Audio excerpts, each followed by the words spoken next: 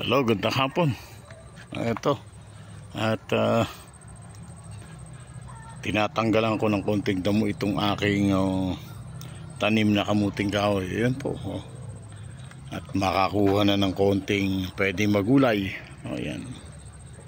Apo. Ayan po. Ayan, masarap pong gulay yan. Yung pinakandahon nyo yan, dulo. Oo.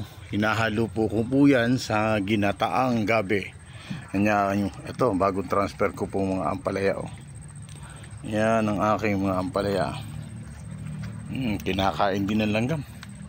Yan yung isa, ito mga lumang ampalaya. Ito po ay mga ano lang, wild. Mga natitirang buto dun sa aming tindahan eh.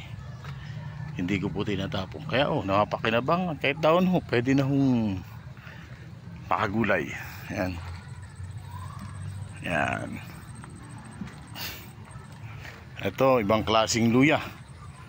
Yan, hindi ko pa na-try pero malalaki yung kanyang laman. Luya, kasi may luya ako ng konti ron sa banda rito.